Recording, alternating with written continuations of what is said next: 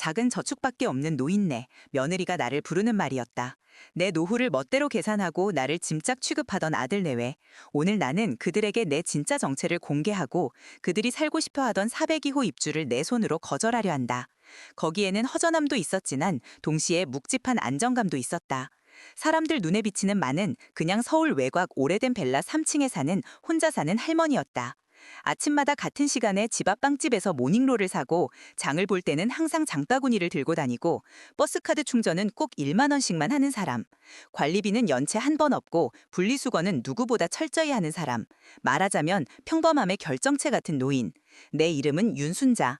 그러나 이 건물 사람들 대부분은 나를 그저 삼창 할머니라고 불렀다. 그게 나쁘진 않았다. 오히려 편했다. 진짜 나에 대해 아는 사람이 적을수록 내 마음은 더 조용해졌으니까. 우리 빌라는 요즘 젊은 사람들이 싫어하는 스타일이다. 층간 방음이 완벽하지도 않고 엘리베이터는 작고 느리고 복도에는 늘 조금씩 김치 냄새와 된장찌개 냄새가 섞여 떠다닌다. 신축 아파트처럼 화려한 로비도 없고 택배 보관함은 택배 기사들이 알아서 현관 앞에 쌓아주는 방식이다. 대신 이곳에는 익숙함이 있었다. 남편과 함께 처음 이 건물을 샀을 때 여기는 빌라라기보다는 우리 두의 마지막 모험이었다. 가진 돈을 거의 다 털어 대출을 끼고 건물을 사겠다고 했을 때 주변 사람들은 다들 미쳤다고 했다. 하지만 남편은 웃었다. 땅은 사람을 배신하지 않아. 그가 그 말을 할 때 눈가에 주름이 깊게 접혔다. 나는 그 주름이 좋았다. 고생과 책임이 만든 선들이었으니까. 우리는 이 건물을 조금씩 고쳐가며 세를 놓았고 대출을 갚았고 세월만큼이나 묵직한 시간이 이 벽과 계단과 난간에 스며들었다. 그러다 남편이 떠났다. 병원 복도를 혼자 걸어 나오던 그날 나는 마음속으로 다짐했다. 별표, 시끄럽게 살지 말자. 조용히, 천천히, 튼튼하게. 별표. 그래서 나는 일부러 더 검소하게 살았다. 값싼 외투를 입고 오래된 가스를 쓰고 휴대폰 요금제도 제일 저렴한 걸로 유지했다. 사람들은 입을 모아 말했다. 노인네 혼자 사는데 돈이 얼마나 있겠어. 국민연금 조금 받고 아들 도움 받고 그러겠지. 나는 그 말들을 굳이 부정하지 않았다. 사람들이 그렇게 생각하면 오히려 편했다. 누구도 내 통장을 궁금해하지 않고 누구도 내 건물을 탐내지 않았다. 관리사무소는 위탁업체가 담당했고 세입자들과 나는 같은 빌라에 사는 이웃 정도로만 지냈다. 겉으로 보기엔 나도 그냥 월세 사는 노인이었다. 아들 민주는 누구보다 그런 겉모습을 믿고 있는 사람 중 하나였다. 민주는 어릴 때 참 순했다. 여름이면 땀범벅이 된 채로 골목을 뛰어다니고 겨울이면 내 손을 꼭 잡고 학교 앞 호떡짐에 서 있던 그 아이. 시험에서 100점을 받아오면 마치 나라를 구한 사람처럼 자랑하던 아이. 그랬던 민준이 직장인이 되고 결혼을 하고 점점 다른 사람의 그림자 속으로 들어갔다. 며느리 지수의 그림자 속으로. 지수는 요즘 말로 자기 관리에 엄청나게 진심인 사람이었다. 네일, 필라테스, 피부과, 브런치 카페.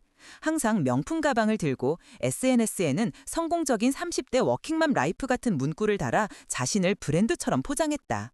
예쁘고 똑똑했다. 인정할 건 인정해야 한다. 하지만 그 예쁨과 똑똑함에는 항상 날카로운 거리가 있었다. 처음 우리 집에 왔을 때 지수는 내 거실을 천천히 둘러보았다.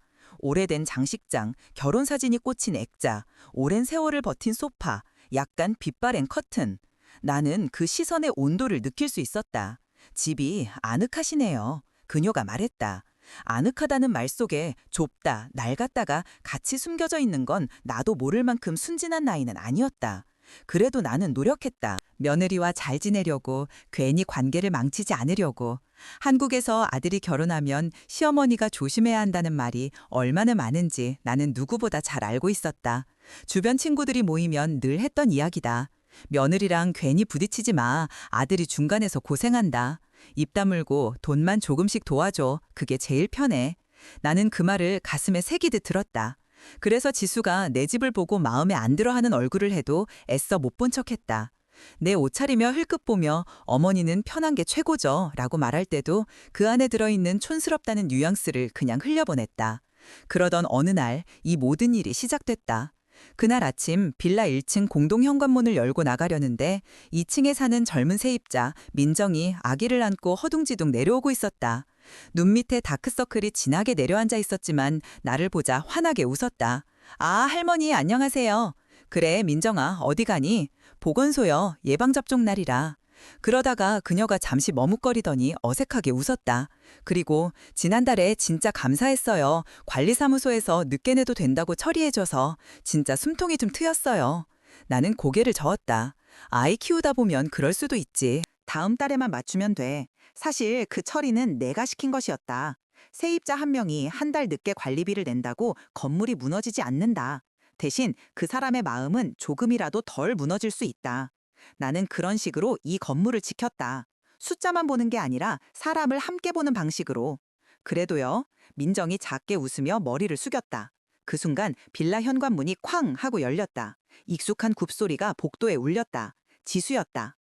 어머니, 여기 계셨네요? 그녀는 다소 놀란 척하며 다가왔다. 오늘도 한껏 꾸민 차림, 값비싼 코트, 귀에 반짝이는 귀걸이까지 완벽했다. 안녕하세요. 민정이 인사하자 지수는 억지 웃음을 지으며 고개만 까딱했다. 시선을 위아래로 한번 훑고 나서 곧바로 내 쪽으로 몸을 돌렸다. 아까 들은 건데요? 그녀가 물었다. 방금 뭐 감사하다고 한 건 무슨 얘기예요? 민정이 당황한 얼굴로 나를 쳐다봤다. 나는 괜찮다는 듯 눈인사를 보내며 대답했다. 그냥 관리비 얘기야. 지난달에 조금 늦게 냈는데 처리 잘 됐다고. 아, 지수의 눈매가 아주 살짝 가늘어졌다. 어머니, 우리 그런 거는 미리 상의하셔야 하는 거 아니에요? 요즘은 노후 준비가 진짜 중요한 시대인데 괜히 남 도와준다고 본인 상황 더 힘들어질 수 있잖아요. 민정의 얼굴이 붉어졌다. 저는 먼저 올라갈게요. 할머니 정말 감사했어요. 그녀는 서둘러 계단을 올라갔다. 아이가 칭얼대는 소리가 복도에 남았다. 지수는 내가 아무 말도 하지 않자 더 깊게 들어왔다.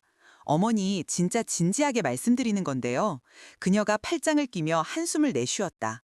우리가 어머니 노후를 너무 걱정해요. 솔직히 말해서 어머니 저축해 놓으신 거 거의 없잖아요. 나는 그 말에 고개를 살짝만 기울였다. 저축? 네, 저번에 민준 오빠가 그러더라고요. 엄마가 뭐 큰 돈 모아놓은 거 없고 그냥 국민연금 조금 들어오는 정도다라고. 그래서 제가 계산을 좀 해봤거든요. 저 아이가 언제부터 내 노후를 계산해보기 시작했을까? 지금 이 빌라 월세 수준이면 어머니 통장에 있는 거 몇 년이나 버티겠어요. 게다가 연세도 생각해야 하고 갑자기 아프기라도 하시면. 그녀는 고개를 절레절레 저으며 혀를 찼다. 솔직히 너무 무모하신 거예요. 내 안에서 무언가가 아주 작게 거의 들리지 않을 만큼 미세하게 끼익 소리를 내며 돌아가기 시작했다. 무모하다. 그래, 그녀 눈에는 그렇게 보이겠지. 지수는 계속 말을 이어갔다. 그래서 말인데요. 내일 집에 한번 오세요. 제가 정리해둔 거 보여드릴게요. 어머니 자산, 지출, 앞으로 예상되는 비용, 우리끼리라도 좀 현실적으로 이야기해봐야죠. 민준 오빠 혼자 부담할 순 없잖아요. 부담. 나는 그 단어를 입안에서 굴려보았다. 그녀는 마치 좋은 일이라도 하는 사람처럼 밝게 말했다. 어머니가 이렇게 작은 저축만 가지고 계시면 결국 나중에는 우리가 다 책임져야 하잖아요. 그건 좀 아니지 않나요? 우리도 인생 계획이 있는데. 작은 저축, 작은 통장, 작은 노후. 그녀는 계속해서 내 삶을 줄여서 손가락으로 집어서 내려다보고 있었다. 나는 단정하게 웃으며 짧게 대답했다. 알겠다. 내일 갈게. 네, 너무 걱정 마시고요. 지수는 그 말만 덧붙이고 이미 끝난 이야기라는 듯 현관문을 밀고 나갔다. 굽소리가 다시 복도에 울렸다. 남은 건 정막뿐이었다. 나는 내 우편함을 확인한 뒤 아무 광고지나 대충 챙겨 올라왔다. 현관문을 닫고 나서야 천천히 숨을 내쉴 수 있었다. 조용함은 나의 방어막이었다. 하지만 그날은 묘하게 그 조용함이 방어막이 아니라 싸움 전 숨을 고르는 시간처럼 느껴졌다. 다음 날 지수가 부른 대로 아들 집에 갔을 때 거기서 들은 말들은 내 안에 조용히 그러나 확실히 선을 하나 그어버렸다. 민준과 지수는 거실 한가운데 앉아 있었다. 테이블 위에는 잔뜩 인쇄된 종이들이 차곡차곡 쌓여 있었고 옆에는 노트북이 켜져 있었다. 화면에는 엑셀표 같은 데 떠 있었다. 어머니 오셨어요? 민준이 일어나 나를 맞으며 억지 웃음을 지었다. 예전처럼 반갑게 안기는 인사는 아니었다. 어딘가 미안하고 부담스러운 얼굴. 앉으세요. 지수가 의자를 가리켰다. 나는 말없이 자리에 앉았다. 자, 이게 어머니 현재 상황이에요. 지수가 종이를 한 장 내 앞에 슬쩍 밀었다. 내 예금 통장에서 매달 나가는 국민연금, 관리비, 공과금 수준을 대충 추산한 표였다. 묘하게 맞는 숫자도 있었고 완전히 틀린 숫자도 있었지만 중요한 건 그게 아니었다. 중요한 건 그 종이 위에 적힌 글자였다. 현재 노후 자금, 사실상 거의 없음. 나는 그 문장을 천천히 읽었다. 이건 누가 쓴 거냐? 나는 조용히 물었다. 제가요. 지수가 대답했다. 어머니 화 내시기 전에요. 이건 다 어머니를 위해서예요. 제가 재테크 쪽 공부를 많이 했거든요. 요즘 유튜브 강의도 엄청 보고 노후 대비 세미나도 듣고. 그런데 그 기준으로 보면 어머니는 진짜 너무 준비가 안 돼 있는 상태예요.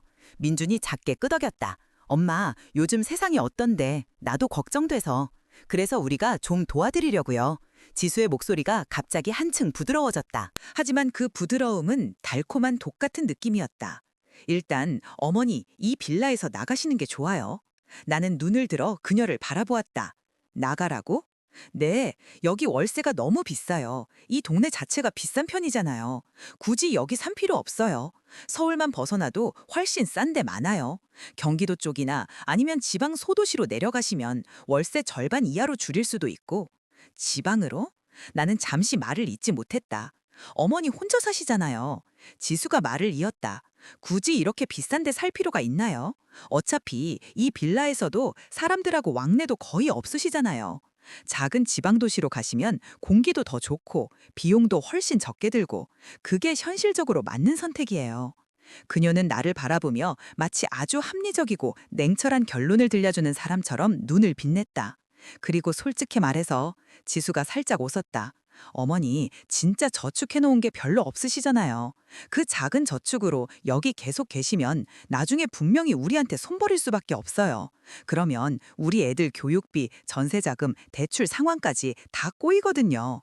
작은 저축, 또 그 말이었다. 그래서 그녀가 결론을 내렸다. 지금이 정리할 마지막 기회라고 생각해요. 아직 건강하시고 혼자 움직이실 수 있을 때, 우리가 도와줄 수 있을 때, 솔직히 말해서 어머니가 우리한테 짐이 되는 건 원치 않아요. 짐, 부담, 정리. 우리 말 속에는 얼마나 많은 칼날이 숨어 있는지 새삼 실감했다. 나는 아주 천천히 숨을 들이켰다가 내쉬었다. 내가 너희한테 짐이라고 생각하니? 내 목소리는 크지 않았다. 오히려 더 낮고 차분했다. 민준이 당황한 얼굴로 손을 내저었다. 아니 엄마, 그런 뜻이 아니라 그냥 현실적으로요. 지수가 끼어들었다. 어머니 서운하시면 안 돼요. 우리도 살면서 판단해야 하는 부분이 있는 거예요. 어머니가 계속 작은 저축으로 버티시다가 나중에 갑자기 아프시거나 하면 병원비며 뭐며 우리 인생도 같이 무너진다고요. 나는 그 말을 듣고 있자니 웃음이 나올 것 같았다. 실제로 웃음이 입가까지 올라왔다가 겨우 삼켰다. 대신 나는 조용히 물었다. 그럼 너희가 원하는 건 뭐냐? 지수는 기다렸다는 듯 또 다른 종이를 내밀었다. 일단 저렴한 원룸이나 오피스텔 몇 군데 리스트업 해놨어요. 제가 부동산 앱으로 다 찾아봤고요. 여기 보시면 월세가 지금의 거의 절반 정도 되는 곳들이에요. 어머니가 이사 가시면 남는 돈을 저축하실 수도 있고요.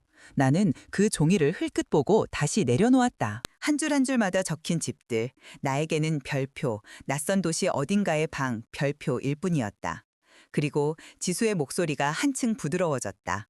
어머니가 가지고 계신 현금 자산이나 통장을 한번 정리해서 제가 같이 관리해 드릴게요. 요즘 사기도 많고 어르신들 대상 금융범죄 진짜 많거든요. 그런 거 당하시면 안 되잖아요. 결국 그 말이었다. 별표, 어머니 돈, 우리가 들여다보겠다. 별표, 조용히, 아주 조용히 내 안에서 뭔가가 딱 하고 맞물리는 소리가 났다. 나는 자리에서 천천히 일어섰다. 그래, 알겠다. 얘기 잘 들었다. 민준이 재빨리 일어나 내 어깨를 붙잡았다. 엄마, 화났지? 그러지 말고 그냥 우리랑 상의해서. 화 안 났다. 나는 그를 바라보며 말했다. 그냥 생각 좀 해보려고. 지수는 못마땅한 얼굴로 말했다. 어머니, 도망치든 나가시지 마세요. 이건 다 어머니를 생각해서 하는. 알지. 나는 미소를 지었다.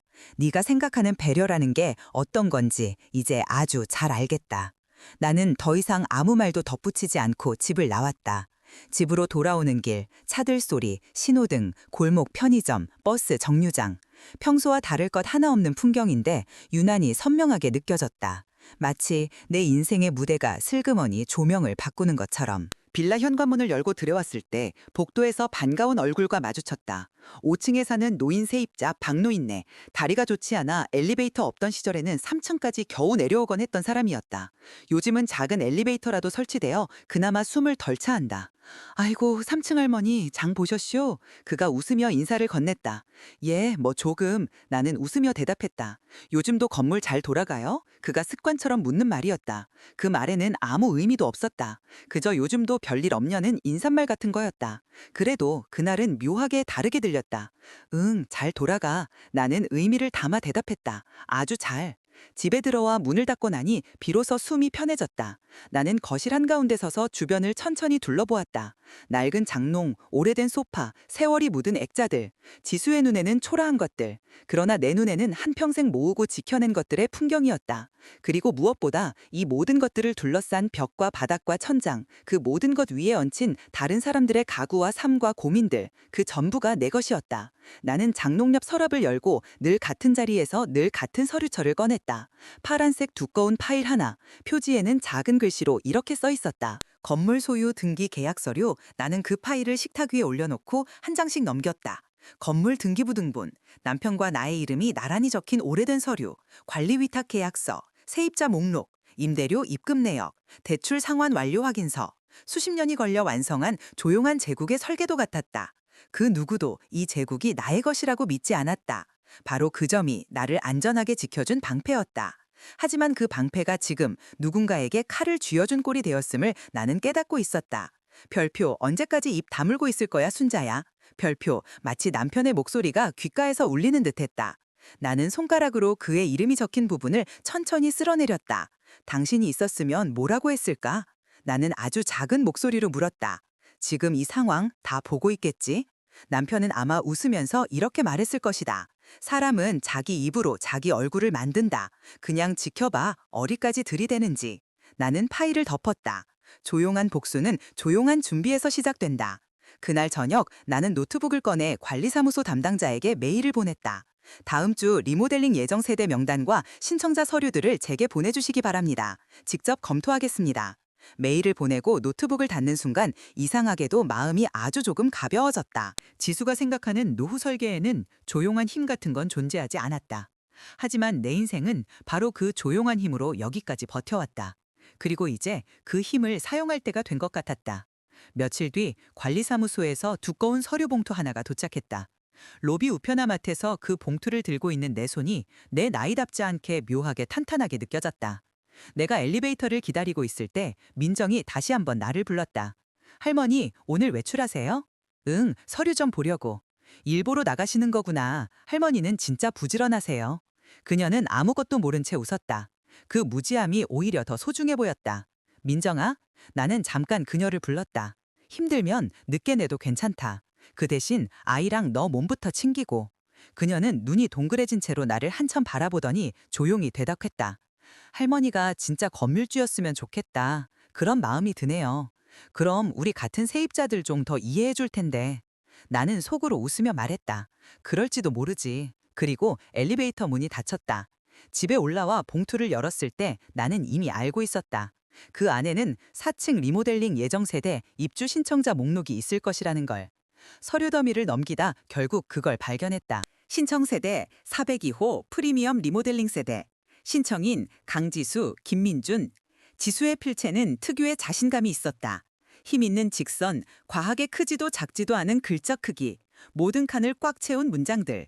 직업란에는 이렇게 적혀 있었다. 라이프스타일 인플루언서, 프리랜서 컨설턴트. 그리고 비고란에는 길게 적힌 글귀 하나가 눈에 띄었다. 저희 부부는 세련된 라이프스타일과 높은 기준을 가지고 있으며 입주 시 빌라의 전반적인 이미지를 끌어올릴 수 있다고 생각합니다. 장기 거주를 원하고 있으며 추후 인테리어 업그레이드를 통해 건물 전체의 가치에 기여하고자 합니다. 건물의 전반적인 이미지를 끌어올린다고? 가치를 상승시킨다고? 웃음이 억지로라도 새어나올 뻔했지만 나는 그저 숨을 깊게 들이마셨다. 한 줄 아래 특이사항, 요청사항란에는 이렇게 쓰여 있었다. 라이프스타일 특성상 야간 촬영 및 콘텐츠 제작으로 일시적인 소음이 있을 수 있습니다. 이해 부탁드리며 입주 전 조명, 바닥재, 칸막이 조정 등의 사전 공사를 허가해 주시면 좋겠습니다. 사전 공사, 소음, 촬영, 머릿속에 그림이 그려졌다. 밤늦게까지 울리는 음악 소리, 계단을 오르내리는 촬영팀, 복도에 놓인 박수와 조명 장비들. 지금 이 빌라에서 조용히 겨우겨우 하루를 버티고 있는 세입자들의 얼굴들. 그 사이를 지수가 하이힐을 신고 걸어 다닐 것이다. 자기 인생은 성공적으로 업그레이드 되었다고 믿으면서. 나는 서류를 조용히 접어 다시 파일에 넣었다. 그리고 결심했다. 별표이 뗄라에 누가 들어오고 누가 나가는지 그건 여전히 내 권한이다. 별표 며칠 후 관리사무소의 대표와 변호사, 세무사가 한꺼번에 내 집으로 와 건물 재무 상황과 향후 계획을 점검하던 날, 나는 그 서류를 탁 꺼내 그들 앞에 펼쳐놓았다. 이 신청서부터 이야기합시다. 내 목소리는 낮고 조용했지만 방 안의 공기는 눈에 보일 정도로 달라졌다. 그리고 그날 이후 조용히 준비되던 모든 것이 한 방향으로 움직이기 시작했다. 며칠이 더 지나 지수와 민준이 내 현관 앞에 나타났다. 지수의 얼굴은 한껏 상기되어 있었다. 어제 SNS에 올렸을 법한 "우리 드디어 새집 가요" 라는 식의 분위기가 전부 얼굴에 드러나 있었다. 어머니, 문을 열자마자 그녀가 환하게 웃었다. "큰 소식 들려드리려고 왔어요." 민준이 옆에서 멋쩍은 미소를 지었다. "뭔데?" 나는 묻기 전에 이미 짐작하고 있었다. "우리 드디어 402호 프리미엄 리모델링 세대 입주 승인받았어요." 지수가 거의 자랑하듯이 말했다. 관리사무소 직원이 그러던데요. "사실상 거의 확정이다. 집주인 쪽에서 사인만 들어오면 된다고요. 우리 같은 세대 들어오면 건물 이미지 확 살아난대요." 나는 눈썹을 살짝 올렸다. "그래? 그럼요, 어머니." 그녀는 팔짱을 끼며 다소 들뜬 목소리로 말을 이었다. "이제 어머니도 좋으실 거예요. 우리 위층에 멋있는 집 하나 생기는 거니까. 그리고 솔직히 어머니 집도 언젠가는 손 좀 봐야죠. 이 오래된 집에서 계속 사시는 건 너무 뭐?" 나는 부드럽게 물었다. "너무 아까워요, 인생이." 그녀가 정답을 찾은 듯 웃었다. "요즘 누가 이렇게 좁고 오래된 데서 살아야 해요. 어머니도 조금만 마음을 열면 좀 더 나은 생활이 가능한데." 나은 생활. 그녀가 말하는 나음이란 결국 겉으로 보이는 것들을 뜻했다. 소파 브랜드, 커튼 소재, 주방 싱크대의 광택, 계단에서 나는 발소리 대신 엘리베이터 안의 향기. 그녀는 정말 아무것도 몰랐다. 나는 고개를 끄덕였다. "그래, 축하한다." 지수는 내 반응이 심심하다 느꼈는지 조금 짜장이 섞인 웃음을 지었다. "어머니, 너무 티 안 내시는 거 아니에요? 우리도 이제 좀 다운그레이드된 삶에서 벗어날 수 있는 기회인데." 다운그레이드. 그녀는 내 삶 전체를 한 단어로 분류하고 있었다. "그래도 앞으로는 더 자주 볼 수 있겠네요." 지수가 말했다. "우리가 살게 될 400km는 구조도 훨씬 넓고 채광도 엄청 좋대요. 저희가 인테리어 좀 해놓으면 어머니 집이랑 비교도 안 될 거예요. 나중에 시간 되시면 구경 오세요." "그래, 구경 한번 가보지." 내 목소리는 여전히 차분했다. 그녀는 그것을 긍정의 신호로 해석한 듯 입꼬리를 한층 더 올렸다. "아, 그리고요." 지수는 덧붙였다. "어머니 이사 문제도 조만간 다시 얘기해요. 어머니도 이 건물에서 한 번쯤은 떠나시는 게 좋겠다는 생각은 변함없어요. 우리가 위층에서 살려면 어머니도 좀 더 현실적인 선택을 하셔야." 위층에서 살려면? 나는 그 말을 그대로 되받아 물었다. "네, 같은 건물 안에 우리 둘이 이렇게 붙어 살게 되는 거니까 서로의 삶에 피해가 없게 구성해야죠. 어머니도 노후에 무리하지 말고요. 그게 서로에게 좋잖아요." 나는 잠시 그녀를 바라보다가 아주 작게 웃었다. "그래, 서로에게 좋은 게 뭔지는 곧 알게 될 거다." 지수는 그 말의 의미를 전혀 이해하지 못한 듯 그저 "그렇죠" 하고 대답했다. 문이 닫히고 그들의 발소리가 복도 끝에서 사라질 때까지 나는 한동안 그대로 서 있었다. 그리고 책상으로 돌아가 이미 작성해둔 문장을 다시 한번 읽어보았다. "402호 입주 신청관, 소유주 사유로 승인 불가, 부적합 세대로 분류 요망." 나는 그 밑에 내 이름을 또렷하게 써넣었다. 그리고 한 번 더 아주 또렷하게 사인을 했다. 내 이름 밑에 적힌 단어 하나, 소유자. 사람들이 말하는 돈, 노후, 작은 저축, 부담, 짐, 그 모든 단어 위에 얹혀 있는 아주 조용하지만 절대 가벼운 적 없는 단어.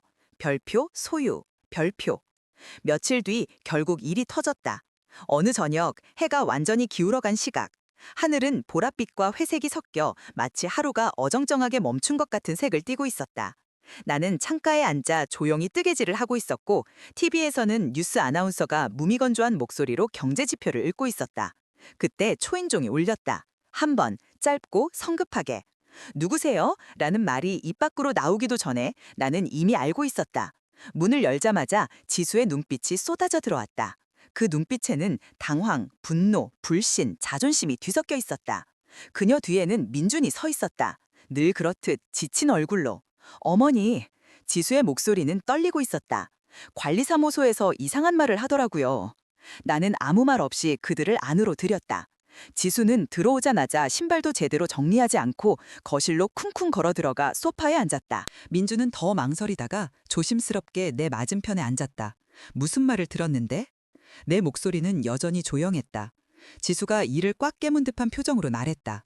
우리 사백이 호신청이 소유주 요청으로 거절됐다고 했어요. 나는 고개를 끄덕였다. 그래.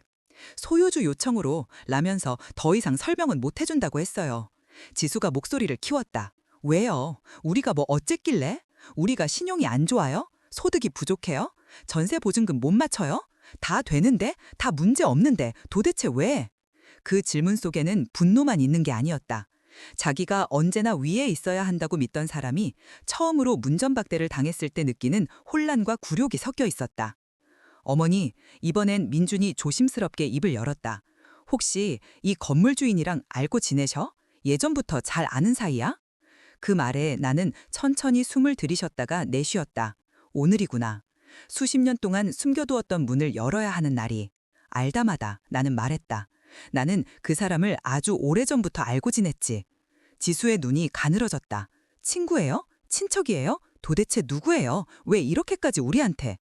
나는 그녀의 말을 자르며 물었다. 너 내가 여기서 얼마나 살았는지 아니? 뭐 거의 평생이잖아요?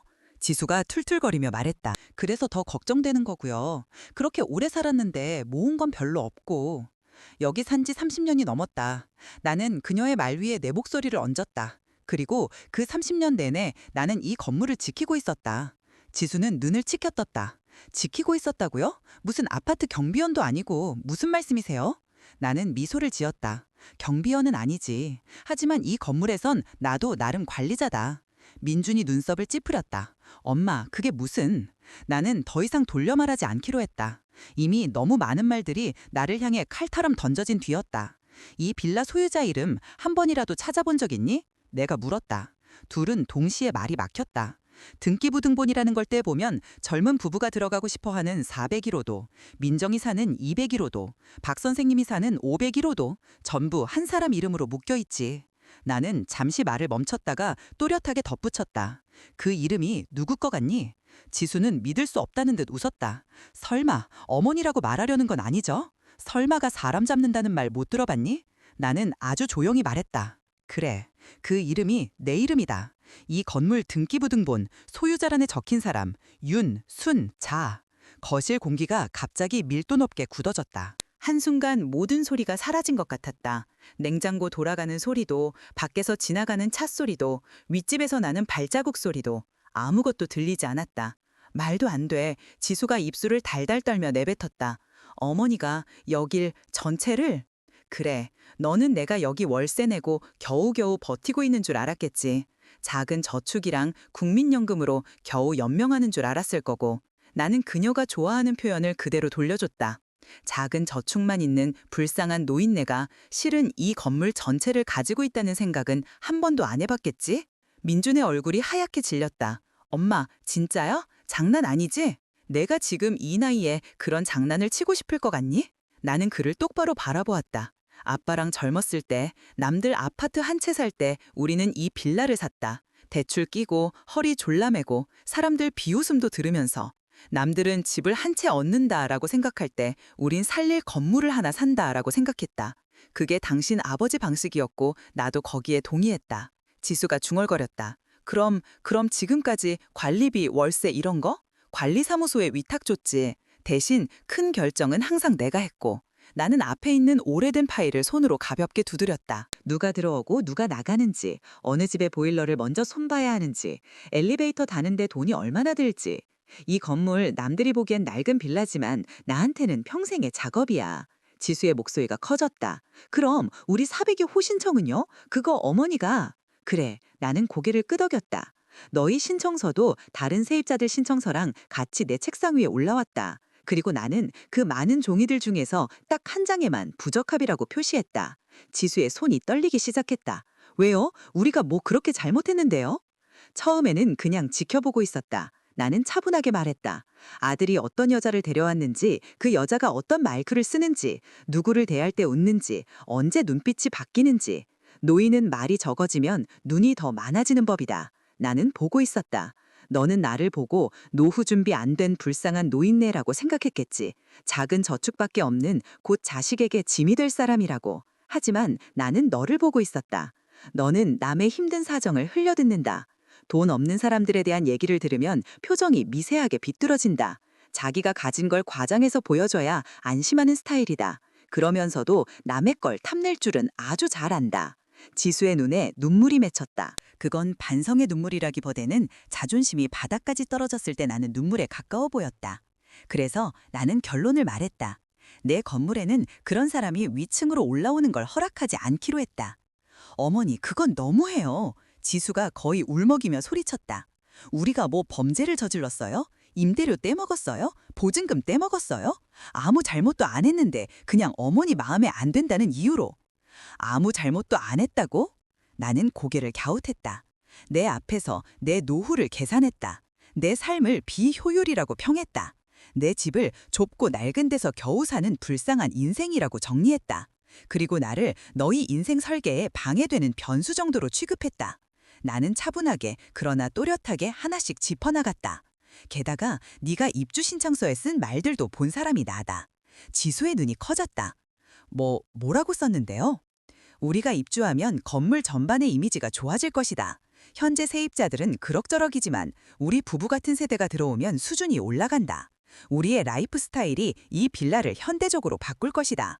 나는 그녀의 말을 그대로 되돌려 주었다. 나는 그런 사람이 내 건물에 들어오는 걸 원하지 않는다. 더구나 내가 사는 바로 위층에는. 민준이 마침내 입을 열었다. 엄마, 그럼 우리한테는 벌을 주는 거야? 벌이라기보다 결과다. 나는 그를 바라보며 말했다. 사람은 말을 고르고 행동을 고르고 태도를 고른다. 그리고 언젠가는 그 선택들의 결과를 마주하게 된다. 너는 네 아내의 말에 동조했고 침묵으로 지지했다. 그게 네 선택이다. 민준의 눈가가 붉어졌다. 근데 엄마, 왜 이제야 말해줬어? 예전에 힘들 때, 우리 전세자금 때문에 고민할 때, 그때 말했으면 우리 인생도 달라졌을 텐데. 그래서 말 안 한 거다. 나는 대답했다. 돈이 있는 사람 옆에 붙는 건 쉽다. 하지만 돈이 없다고 믿는 사람 옆에 계속 서 있는 건 어렵다. 나는 네가 어느 쪽 사람인지 보고 싶었다. 거실을 가득 채우고 있던 침묵이 순간 더 무거워졌다. 지수가 거의 비명에 가까운 목소리로 소리쳤다. 그러니까 결국 어머니가 우리한테 시험을 본 거라고요? 우릴 재본 거예요? 우리를 일부러 속이고? 속인 건 아니다. 나는 고개를 저었다. 그냥 굳이 말하지 않았을 뿐. 누구에게도 내 통장을 들이밀 의무는 없다. 누구에게도 내 등기부등본을 보여줄 의무는 없다. 그리고 나를 작은 저축의 노인네로 보는 사람들 앞에서 굳이 진짜가 어떤지 증명할 이유도 없었다. 이번에는 내가 숨을 한번 크게 쉬었다. 그리고 마지막 말을 꺼냈다. 하지만 오늘은 한 가지는 꼭 말해줘야 할 것 같아서 부른 거다. 지수의 어깨가 굳어졌다. 민주는 눈빛이 흔들렸다. 유언장. 나는 그 단어를 아주 또렷하게 내뱉었다. 실은 남편이 죽고 나서부터 줄곧 널 단독 상속인으로 해둔 상태였다, 민준아. 이 건물도 내 예금도 앞으로 들어올 월세도 전부 너한테 갈 예정이었다. 나는 그게 당연하다고 생각했으니까. 외동 아들이고 그동안 고생도 많이 했고. 민준이 입술이 벌어졌다. 근데 나는 시선을 그들의 사이 어딘가에 두고 말했다. 요즘 들어 생각이 좀 바뀌고 있다. 사람이 부모를 짐이라고 생각하면서 부모 재산을 물려받는 게 과연 맞는 일인가? 나를 노후 실패자처럼 평가하면서 내가 평생 지켜온 걸 아무렇지 않게 자기 계획의 일부로 여기는 사람이 그 재산을 받아야 하나? 지수의 얼굴이 새하얗게 질렸다. 그래서 나는 고개를 끄덕였다. 변호사랑 상의해서 유언장을 다시 쓰기로 했다. 이 건물과 내 예금, 앞으로의 임대 수익 대부분은 장기적으로 도움이 필요한 사람들을 위해 쓰일 수도 있다. 예를 들면 장학재단이나 저소득 가정을 돕는 단체들. 반면 내 아들이 받을 몫은 앞으로 네가 어떻게 사느냐에 달려있다. 어머니, 그건 너무. 지수가 떨리는 목소리로 말했다. 잔인해요. 잔인? 나는 아주 낮게 웃었다. 잔인한 건 70이 다 되어가는 사람 앞에서 작은 저축, 이제 짐이 되지 말라라고 말하는 거다. 내가 평생 축적한 걸 전부 당연히 자기 것이 될 것처럼 말하는 거다. 그리고 그 사람을 지방으로 내보내자고 자기 노후 설계에 맞춰 이 사람 인생을 재단하는 거다. 나는 한 글자 한 글자 또렷하게 말했다. 잔인함은 내가 아니라 너희 쪽에 더 많이 있다. 지수는 더 이상 말을 잇지 못했다. 눈물 몇 방울이 바닥에 떨어졌다. 그 눈물에 깨진 유리 조각처럼 빛이 반사들었다. 오늘의 결말은 여기까지였다. 나는 그들에게 문 앞까지 따라가지도 않았다. 민준이 마지막으로 고개를 떨군 채 묻는 말만 들을 수 있었다. 엄마, 이제 어떻게 해야 돼? 나는 아주 조용히 대답했다. 이제는 네가 알아서 해야지. 사람은 언제든 바뀔 수 있다. 근데 최소한 어머니를 짐이라고 생각하는 사람에서 어머니를 사람으로 대하는 사람 정도까지는 오는 게 맞지 않겠니? 그 말에 민주는 눈을 감았다. 생각해 볼게. 그는 힘없이 대답했다. 지수는 끝까지 분노를 삼키지 못한 얼굴로 나를 노려보았다. 어머니, 이렇게까지 하실 줄은 몰랐어요. 나중에 후회하셔도 늦었을 거예요. 후회는 이미 많이 해봐서 안다. 나는 대답했다. 근데 사람을 너무 얕잡아 보면 언젠가는 또 값을 치르게 돼. 이건 그냥 세상 돌아가는 이치다. 문이 닫히고 발소리마저 완전히 사라졌을 때 집안은 다시 조용해졌다. 이번 조용함은 전과 달랐다. 이전의 조용함이 숨는 조용함이었다면 지금의 조용함은 자리 잡는 조용함이었다. 그동안 나를 지켜준 방패를 나는 어느 순간 공격용 창으로 쓸 수도 있다는 걸 깨달았다. 그렇다고 해서 누군가를 찌르겠다는 뜻은 아니었다. 다만 더 이상 내가 밟히도록 내버려두지 않겠다는 뜻이었다. 나는 창가로 다가가 빌라 앞 골목을 내려다보았다. 편의점 앞에서 학생 둘이 컵라면을 먹고 있었고 동네 강아지가 묶인 목줄을 흔들며 꼬리를 쳤다. 하늘은 어느새 어두워졌고 가로등 불빛이 축축한 바닥 위에 둥근 얼룩처럼 퍼져 있었다. 이 오래된 빌라는 여전히 서 있었다. 누군가에게는 그저 오래된 건물일 뿐이겠지만 누군가에게는 평생의 전부였다. 그리고 그 평생의 전부를 이제는 더 이상 아무에게나 내어주지 않기로 했다. 나는 뜨개질을 다시 집어들었다. 털실이 손가락 사이를 부드럽게 미끄러져 내려갔다. 한 코 한 코 차분하게 짜 내려가며 생각했다. 지수는 아마 끝까지 나를 용서하지 못할 것이다. 내가 자신에게 준 굴욕을 평생 기억하겠지. 하지만 언젠가 아주 먼 훗날 누군가가 그녀에게 이렇게 말할지도 모른다. 네가 그때 그 말을, 그 행동을 안 했더라면 지금 삶은 조금 달랐을 거야. 그때 그녀는 알게 될 것이다. 조용한 사람이 조용히 가지고 있던 힘이 얼마나 무서운지. 그리고 나는 그 모든 것을 이미 알고 있었다. 왜냐하면 나는 한평생 조용함 속에서 살아왔으니까. 조용하게 지켜보고 조용하게 쌓고 조용하게 결정하는 사람으로. 그리고 마지막 순간에 조용하지 않기로 선택한 사람으로. 그 밤 빌라는 예전과 다름없이 숨을 쉬고 있었다. 물 끓는 소리, 텔레비전 소리, 아이 울음, 웃음소리. 모든 게 섞여 오래된 건물만의 독특한 숨소리를 만들어냈다. 나는 그 숨소리를 들으며 눈을 감았다. 이 건물의 심장소리 같았다. 그리고 나는 알고 있었다. 그 심장을 쥐고 있는 손은 결코 작지 않다는 걸, 결코 약하지 않다는 걸, 결코 작은 저축으로만 설명될 수 없는 삶이라는 걸. 그래서 나는 조용히, 아주 조용히 웃었다. 누구도 듣지 못했지만 나 자신에게는 분명히 들리는 소리였다. 그래, 잘했다. 이제야 제대로 나를 지켰다, 순자야. 그리고 오랜만에 나는 아주 깊고 따뜻한 잠에 빠져들었다.